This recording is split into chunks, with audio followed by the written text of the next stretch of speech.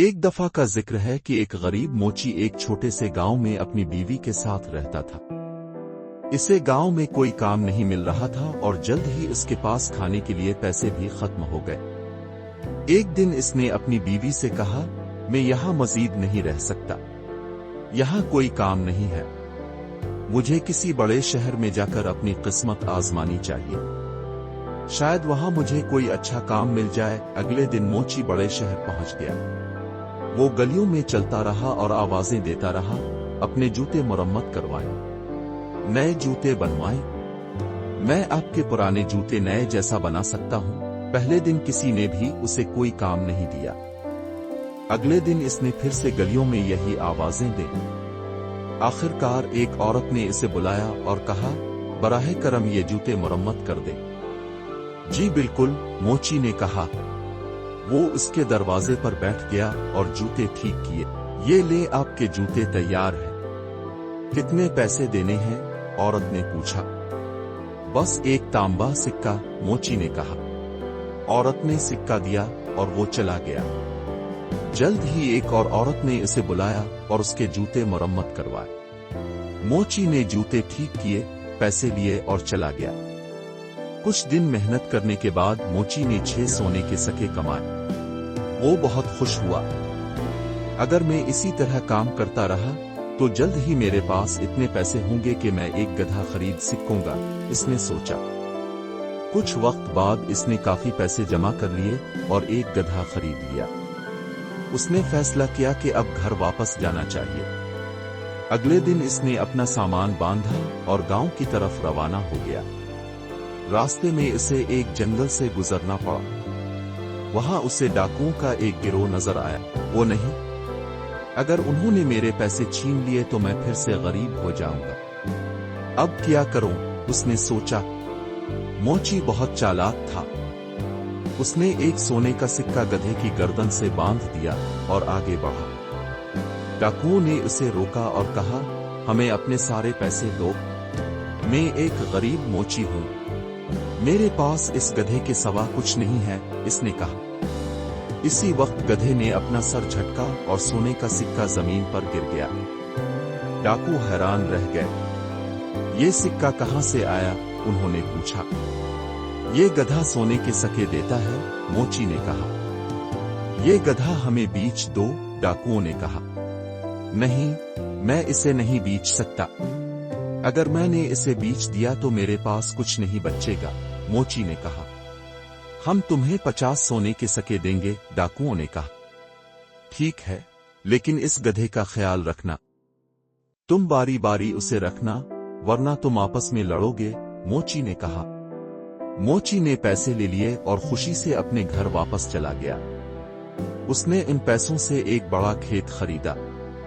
दूसरी तरफ डाकू गधे को अपने छुपने की जगह ले गए। उनके सरदार ने कहा, मैं सरदार हूं, इसलिए पहले गधा मेरे पास रहेगा।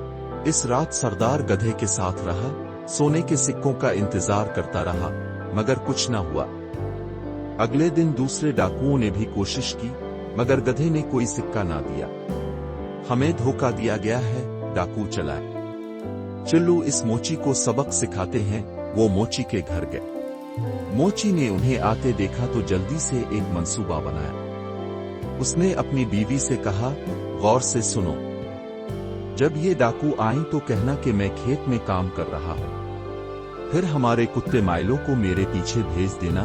जब डाकू आए तो उन्होंने पूछा, मोची कहाँ है? वो खेत में काम कर रहा है, बीवी ने कहा।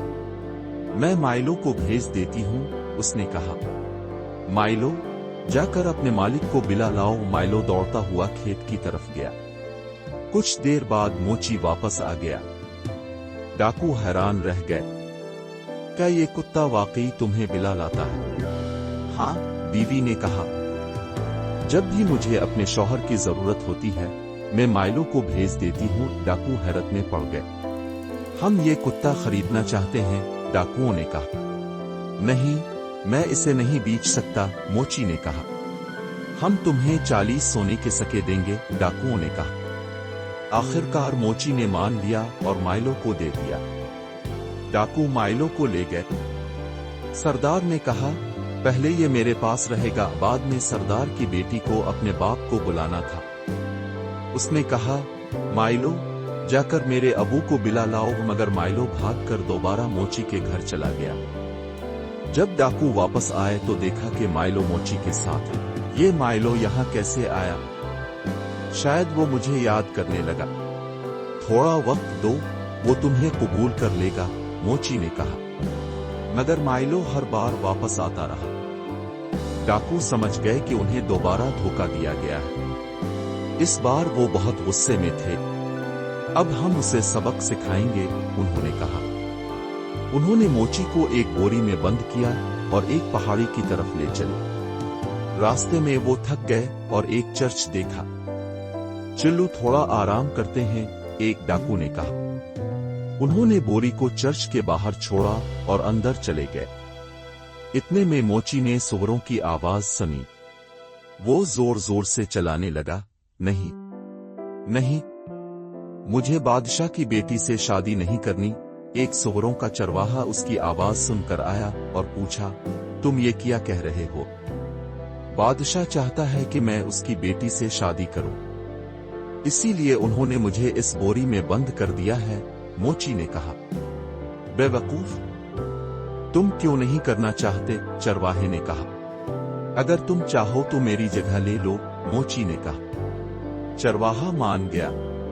मोची बोरी से बाहर आ गया और चरवाहा अंदर चला गया।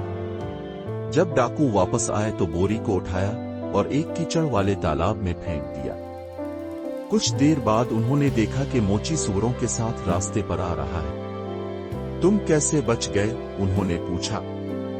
जब मैं तालाब में गिरा तो वहां एक खुफिया जगह थी जहां सोने के सके और सुअर थे। मैंने कुछ सुअर लिए और वापस आ गया, मोची ने कहा। हमें वहां ले चलूं? डाकुओं ने कहा। ठीक है, मगर तुम्हें बारी बारी बोरी में बैठना होगा, मोची ने कहा। डाकू बोरी में बैठ गए। मोची ने बोरी बांधी और तालाब में फेंक दी। हमें मुआफ कर दो, हमारी मदद करो, डाकू चलाने लगे, मगर मोची हंसा और वहां से चला गया। इस दिन के बाद मोची अपनी बीवी के साथ अपने बड़े खेत में खुशी से रहने लगा। इस कहानी से हमें सीखने को मिलता है कि अक्लमंदी और फौरी फैसला साजी मुश्किल हालात से निकलने में मददगार हो सकती है। मोची ने अपनी होशियारी से न सिर्फ खुद को बचाया बल्कि हालात को अपने हक में बदल लिया। इसके बरक्स लालच और बेईमानी का अंजाम बुरा होता है, जैसा कि डाकुओं के साथ हुआ। मेहनत, जहानत और ईमानदारी से ही आखिरकार कामयाबी हासिल होती है।